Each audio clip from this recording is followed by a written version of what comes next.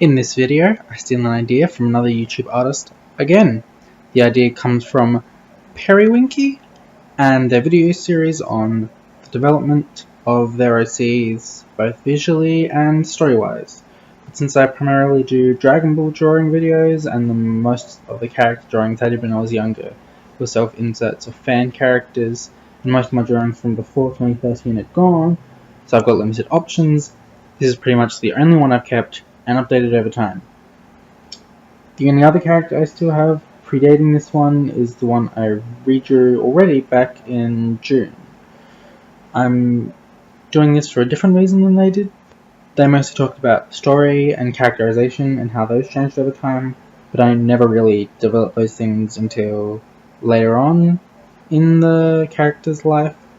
So I kind of just wanted to redraw them with the increase of the skills that I've learned. Anyway, back when I drew this first design, I was pretty not good at drawing. Since it's the same year as the other bad anatomy drawing I did, it has the same issues. So when I made the character, I made him as an android, but also a Saiyan.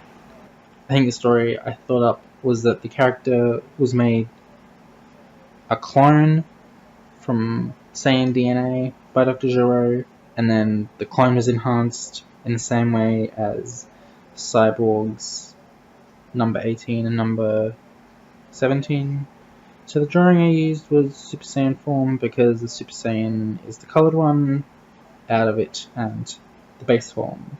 As you can see, the character is pretty derivative of already existing characters in Dragon Ball, specifically characters from the Android Saga. The clothes are similar to that of Trunks, future Trunks without his jacket, as well as blue eyes, even when not Super Saiyan. And the other character he's derivative of is Android 17 with long black hair and the eye shape that most of the androids have. Apparently I named him Fuyu. I don't know why I did that. I probably just googled Japanese words and took the word for winter. Or I might have started watching Fairy Tail at that point and known that Natsu was the word for summer and made it derivative of that. So either way, not very creative. He also went Super Saiyan 3, which I might redraw at another time, who knows. The next one is when I started to get back into Dragon Ball again, like 3 years later, and almost 2 years ago at this point. The design was just named Android 21 or something like that. The design is pretty obvious. I went and continued with the idea of a Super Saiyan android. There was a drawing that came a bit before this one, but I had lost it. Actually, I found it after I finished drawing, but before I finished the recording of this, so here it is. In this iteration, instead of having him able to change into a Super Saiyan 3, I gave him a cell-like bio-android form, which I also didn't redraw. Out of all the designs for this character, I think this one has the most out-of-place outfit. I like the top half, and it could fit as a normal outfit in the Dragon Ball world, but the shorts aren't like any clothing that Dragon Ball characters wear. And the boots make no sense. I don't know why I designed random ribbons on them. I don't hate this design or concept, but there's definitely a reason I changed them. Saiyan Android is something I just think is really fanfiction-y and not really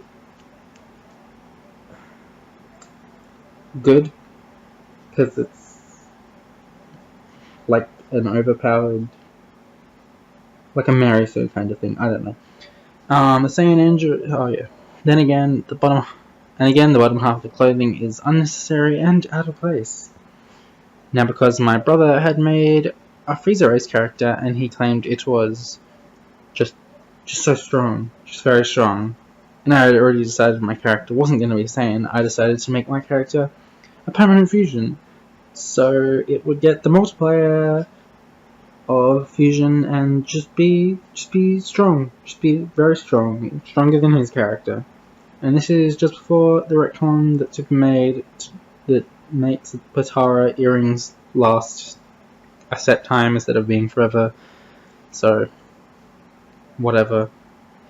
I gave the character Adult Gohan's hair, and I made the clothes more in line with characters from Dragon Ball. The shirt is similar to most of the characters' gis, and the pants are like Saiyan armor pants. Skin tight and whatever. He also has really big, large white boots. Big and large, as it means. He has cuffs on his arms, like Boo's, like almost exactly like Boo's. Anyway, his backstory: he was a teenager who was fused with an android, but made by not Dr. Gero. His name is Jinko, which I got from putting man-made into Google Translate and copying the result. And the word bitch written on the shirt is pretty cringy to me, but I wanted to have something on the shirt, and bitch was the first word I thought of back then. So that's why that is. Anyway, this design is close to a transitional version between the last version and the next version. The design of this one goes back to being kind of derivative, especially seeing as I traced parts of it. Good job, Jaden. The hair is traced from Zarbon. The face is traced from 17. The legs from Vegeta. The shoes are from Dr. Gero, but they're not traced. The leg cuffs are from Cell, but they're also not traced. And the arm cuffs are again from Boo, but not traced.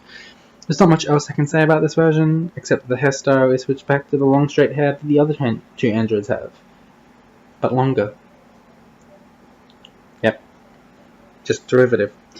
Now onto the final iteration. This one is the one I like the most, and don't plan on changing it from this point. I did recently change the name from Jinko, which means man-made, and now his name is Sekie, which is a Japanese name for quartz.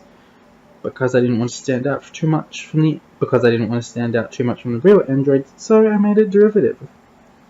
Did you guess that I recently put derivative in my everyday vocabulary? Because I've used it like 20 times in this video probably. On the chest of this one, you may have noticed that it has a chest symbol thing that's similar to the patches on many of Dragon Ball, similar to the patches on many of the characters in the original Dragon Ball series. It's the team symbol, this is the team symbol that it's the team that this guy's in. It's like an identifier of the Ginyu Force, or they call it. It's like an identifier, like on the Ginyu Forces or Cooler's Armored Squadron's armor. Anyway, his backstory hasn't. I haven't mentioned.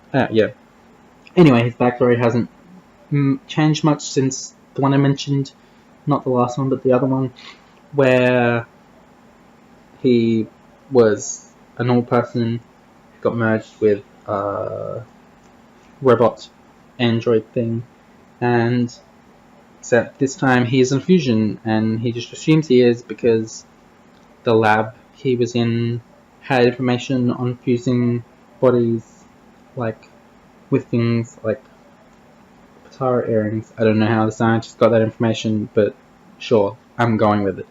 And other magic stuff. So anyway, eventually, so he attempts to find a way to reverse it, and therefore wants the Dragon Balls, because they can grant him any wish within the Dragon's power, but the Dragon has a lot of power, so it doesn't matter.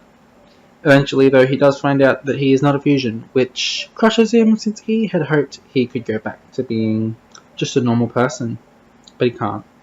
Because since his body was physically altered by science and not by magic, it's impossible to completely reverse. Just like you couldn't do it with the other androids.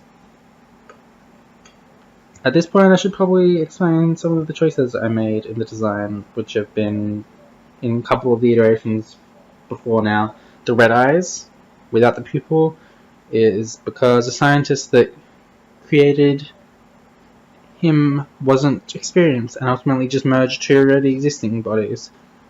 The android robot body that he found by digging through rubble of Red Ribbon Army labs. He found by digging through rubble of the Red Ribbon Army's labs, and in one he found a not complete robot android body Then he kidnapped a teenager and spent months enhancing the boy by combining him with the droid. And because he was inexperienced, some things didn't come out visually exactly like a human.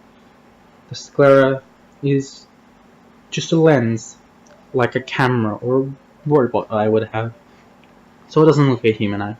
He's also quite a bit shorter than most other characters in Dragon Ball. He's probably maybe as tall as Vegeta before Super, when Vegeta somehow got really tall. But he's definitely taller than Frieza, because Frieza's a small boy. But he's definitely shorter than 17 and shorter than Goku. Anyway, I think that's all I have to say about these drawings and about the characters. So follow me on Twitter, on Tumblr, or DeviantArt, which are linked in the description, please, because I need validation, and no one follows me, or reblogs my art, or retweets my art, or favorites my art, and I'm just so upset.